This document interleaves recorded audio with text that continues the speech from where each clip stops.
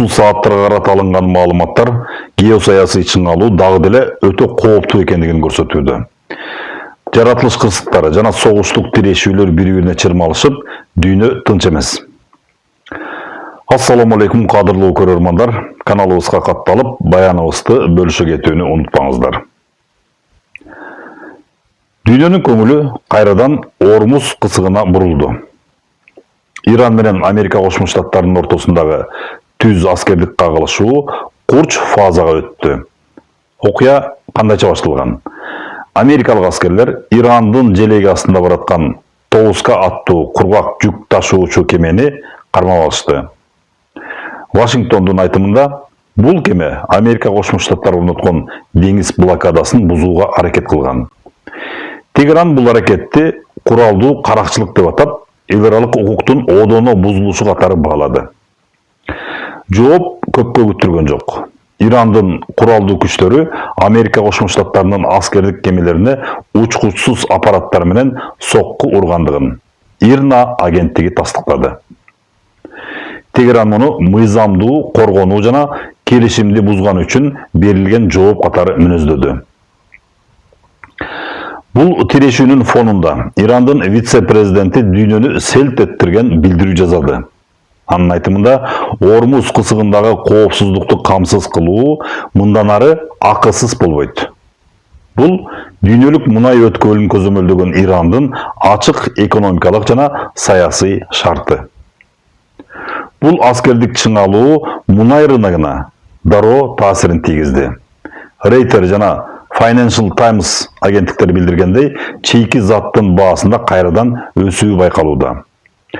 Дал ушундай кырдаалда батыш өлкөлөрү Ормуз кысыгына альтернатива издей башташты. Түркия Орто коридор долбоорун активдүү илгерилетүүдө. Бул маршрут Европа менен Азияны Армения, Азербайжан жана Борбордук Азия мамлекеттери аркылуу байланыштырат. Өзгөчө белгилей кетчү жагдай, бул жолдун Кавказ тилкеси Америка Кошмо Штаттарынын президенти Дональд Трамптын урматына анын аты менен аталган. Трамптын администрациясы бул коридорду Ирандын таасирин чектөөчү башкы курал катары колдоп жатат. Саясий тирешүүлөр уланып жаткан маалда Чыгыш Азияны жаратылыш кырсыгы солкулдатты. Япониянын Хонсю аралынын түндүгүндө күчү 7,5 баллга жеткен өтө кубаттуу жер титирөө катталды. Жер кыртышынын силкинүүсү ушунчалык катуу болгондуктан Хоккайдодон баштап түндүк жээктерге чейин цунами коркунучу жарыяланды. Метеорологиялык агенттик толкундар кооптуу деңгээлге жетиши мүмкүн экендигин эскертип, тургундарды эвакуациялоону баштады. Бул кырсык дүйнөлүк технологиялык логистиканы үзгүлтүккө учуратышы мүмкүн. Дүйнөлүк державалардын позициялары да ачыкталууда. Кытайдын CCTV телеканалы Пекиндин аймактагы туруктуулукка кызыктар экендигин билдирди. Кытай үчүн Ормуз кысыгындагы ар кандай тоскоолдуктар экономикага орду толгус зыян алып келет. Ал эми Орусиянын аскердик деңиз флоту Тынч океан чөлкөмүндө өзүнүн катышуусун күчөтүүдө. ТАСС агенттигинин маалыматына караганда, орус кемелери Кытайдын Чанцзян портуна 5 күндүк сапары менен келип, биргелешкен машыгууларга даярдык көрө баштады. Бул Вашингтондун деңиздеги үстөмдүгүнө карата Пекин менен Москванын биргелешкен жообу катары чечмеленүүдө. Ошол эле учурда Түндүк Кореядан кезектеги кооптуу кабар келди.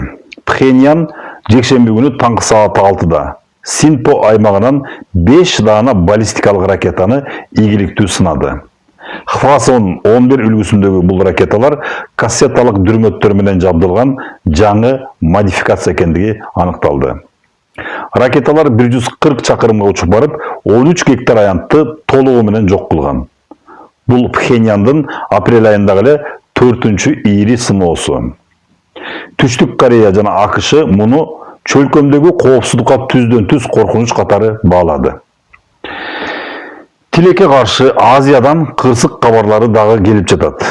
Индиянын Джамму жана Кашмир штатында үрөй учурган жол кырсыгы катталды. 50'den ашык жүргүнчүсү бар автобус терең капчыгайга кулап кеткен. Акыркы маалыматтарга ылайык 21 адам каза болуп, 60-тан ашык адам оор жаракат алды.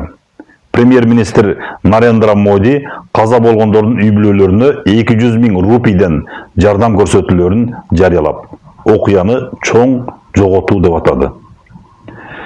Европа тарапта болсо дипломатиялык аракеттер күч алууда. Брюссельде 60-тан ашык өлкөнүн өкүлдөрү катышкан эл аралык саммит башталды. Палестинанын премьер-министри Мухаммед Мустафа катышкан бул жыйында Газадагы согуштан кийинки түзүлүш талкууланууда. Евро биримдик Израиль менен Палестинанын ортосундагы эки мамлекеттүү чечимди ишке ашыруу үчүн Газаны башкарууну кайрадан расмий Рамалланын колуна берүүнү жактоодо. Бул эл аралык окуялардын баары АКШдагы ички саясий кырдаалга тыгыз байланыштуу. Вашингтондо 2026 жылдын 3 ноябрына белгиленген орто мөөнөттүү шайлоолорго даярдык кызуу жүрүүдө. Шайлоодо өкүлдөр палатасынын 435 орду жана Сенаттын 35 орду үчүн катуу күрөш болот.